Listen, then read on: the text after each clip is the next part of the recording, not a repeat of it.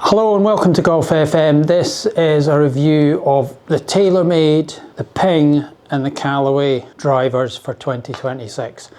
I've just done 3 other tests of these individually against, well, the first 2, Taylormade and Callaway, I did against generations last year and the year before, and they were brutally honest, as all my reviews are, and they were all basically the same.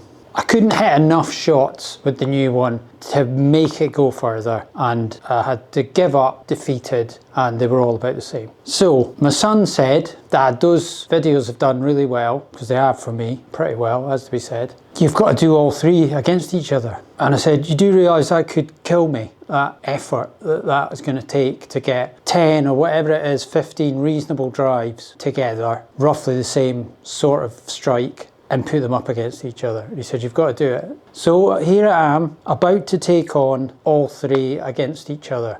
Now I'm going to try really hard to get usable batches from each one, but I'm not going to do very many, because if I do, I will literally be here to the middle of the night. I had to hit about 80 shots with just the new Taylormade driver in the hope that I would prove it went further. So these, I'm not trying to prove that one goes further than the older models, so there's not that same desperation to keep going, but I just don't want to be here all night. So we're going to do, I don't know, about at least 5, maybe 8 of each, but that will take me in the background. You won't see it all. That'll take me absolute ages, I would think. So here we go.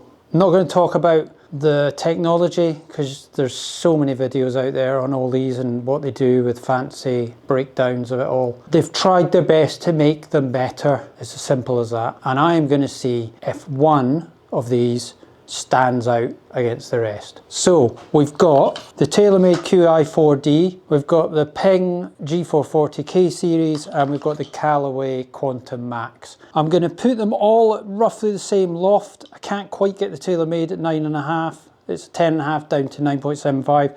The other 2 are 9.5. And because when I did the Ping test, I found that easier. The only difference really there was I was using a 50-gram stiff shaft instead of a 60. So I'm going to try these all with 50-gram stiff shafts, or thereabouts. And a wee bit lower loft as well, because I was using 10.5s in the other test, and I think in some instances they were a little bit high and I was struggling to get my maximum distance, which is, the holy grail is over 300 on the SkyTrack. Doesn't happen all the time, and that was part of the problem. That was part of why I had to try and keep going. So none of that today. Going to be, you know, short and sweet with this, hopefully, although this intro is not short and sweet. So yeah, I think that's it. We need to obviously look at the heads and discuss that a little bit. Okay, so I'll do that now. So this is slightly irrelevant because it's just what I think, and you could think the complete opposite. But the K series looks bigger than the rest of them. That's a fact, I would say. It isn't bigger, it's the all 460cc, so they're the same volume. The Callaway is probably next biggest, and the Taylormade third, but they're all quite big. Taylormade's kind of the roundest sort of shape. The others are a wee bit longer, front to back. Totally different on the top to each other, and it's just what you like. A lot of people don't like these turbulators, but they're life-changing apparently.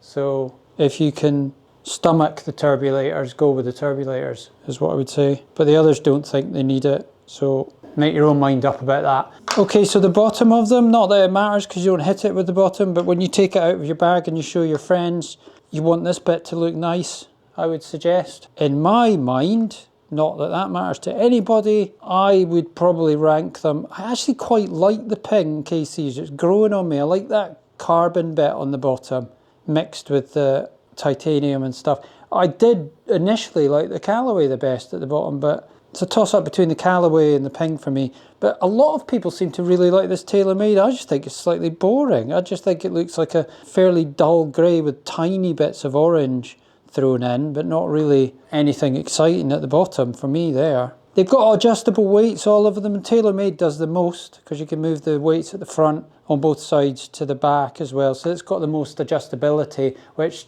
does nothing. Does a lot, sorry, does a lot. And the Ping and the Callaway are just at the back, so you can move them if you want to for a laugh. Right, and that's it. They're all adjustable for loft and lie, effectively lie. So I think that is it. I think we're on to the hitting part. So I'll See you in a minute. Actually, I missed out price. 579 for the Ping, 549 for the Taylormade, and 529 for the Callaway. So it's a giveaway. The Callaway's a giveaway. Budget bargain buy at 529, and the Ping should be the best because it's 579. There you go. Let's see if it lives up to the price. So what shall I go with first? Eeny, meeny, miny, mo. Ping first. Okay. Right, so looks good behind the ball. Turbulators or not, it looks a nice setup. It's quite square. Long way right. At 268 in the air, so that's a good start. Oh, 298. Nearly got to the holy grail on the first shot. Yeah, because that was the first shot. You didn't see any of the other ones that I did building up to that, getting my speed up. That was officially the first shot. It was only about 3, to be fair, for the first shot. But I'll do that with the others as well, be fair. So that was good. It's a nice noise, this, in here. I mean, they all sound a wee bit the same in here, but I like it. I really want to take this out in the golf course. I said that after the test of it the first time. I did it against the G440 Max, just to see if there was any difference between the cheaper one and the more expensive one. And guess what? No difference. Well, not that I could see. Not that I could be sure of. 256, 293, that's good. How many have we got? Is that 2? Feels like I've been here for ages and I've got 2. So we will go for about like 5 or 6, I think, and then we'll take an average. Look at the averages. I think it was all right. 256 in the air, 290. Well, kind of what I was doing before, so turning down the loft's not changed it that much. Unless I suddenly drill one over 300 by a long way. Hit that one quite hard. 262 in the air. Now, these are all good counters though.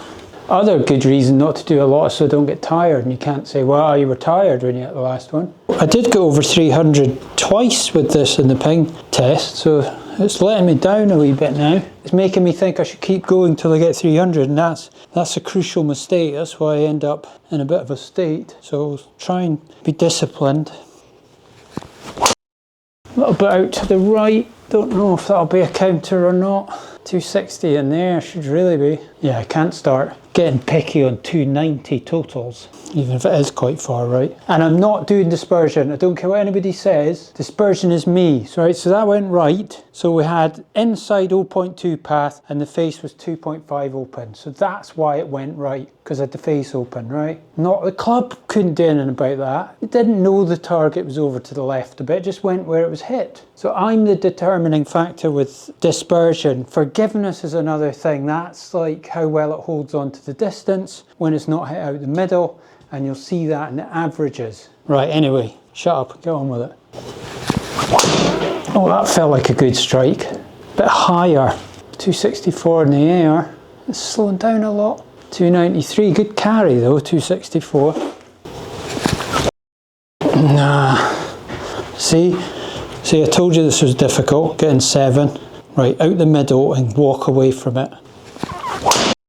I think it was better. It's very high. Oh, it's 264 in the air, I can't really sniff at that. Right, I think I've got to leave it there. I think if I'd kept going, I could have got to 300, which I can with virtually all of them because they're all the same. No, they're not. Didn't say that. So, felt good, and we'll look at the figures at the end. On to the Callaway, I think, now. Don't know why, I just saw it and I want to hit it. So let's see if the 3-layer face makes a difference on this one. Looks good, it's definitely a different look. It's still big, but not maybe quite as big looking, and I like it, but it's not in love with it or anything, but it's nice, so let's see how this goes. Don't really know, it might be a counter. Could do with a counter because I haven't got any yet. 257, yeah, I think we'll have to keep that. 288, that should be here all night otherwise. That was a more solid strike, but I don't know what I've done with it. Yeah, hopefully be a counter. That felt nice as well, it's difficult to tell in here. 261 in the air and 296, so decent at the races. We had a 298 as the top score at the moment. Kind of hard to tell sometimes. It felt quite good, but I don't really know until it's gone. For 261 in the air again, that's pretty good for me. And another solid 295, pretty good. So we can beat that. Has that got a chance? 253 in the air, no it won't be. 290 though, can't throw it in the bin when it's 290. That really would be suicidal if I started throwing away 290s and not accepting them. Don't know why, could just be the shafts and stuff. The ping felt easier than this to get the numbers, but we'll see. We'll see what it ultimately does. Might surprise me. Nah, no. Knew this would be hard, Charlie. Nah, I don't think I can. It's not good enough. This is not easy, this Callaway. I'm not finding this very easy. A lot of shots behind the scenes here. That was a better strike, was it? 257 in the air. 289, got to count it, I think. Well, so much for the loft being the difference, at not getting over 300. It's still not happening. Got to be a counter, surely. Quite straight as well. It's a nice thing to see every now and again. Only 255 in the air. 288, I'll keep it. I'll keep it. Not happy with it though. Oh, this is a nightmare now. No talking now, it's getting serious about quite a lot of these now.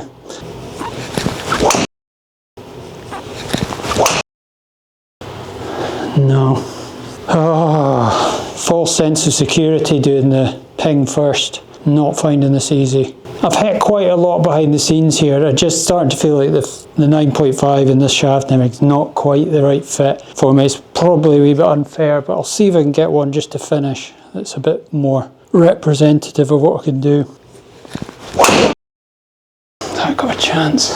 262 in the air, that's going to be a decent chance. Right, that was an effort. I think the spin was a bit low on all those ones for me, so I mean what that tells you is that potentially that's quite a low spin driver, is it? I don't know. I mean, maybe I just had a bad batch again there. So we'll see. We'll see how it all comes out in the wash, but that was a bit more difficult to produce the results than the ping was. Let's see how the Taylormade does. So we'll measure it in terms of effort of me being able to hit 7 shots that were respectable. Ping was fairly easy.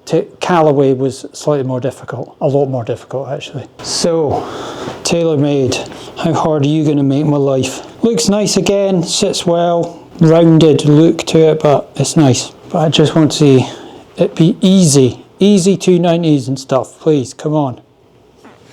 A bit low on the face maybe, I would say. But we'll see, can't always tell. 248, nah, that's not going to cut it. Felt quite nice. Again, they all feel pretty good. 261 in the air, that was good. 293, so that's good, off the mark.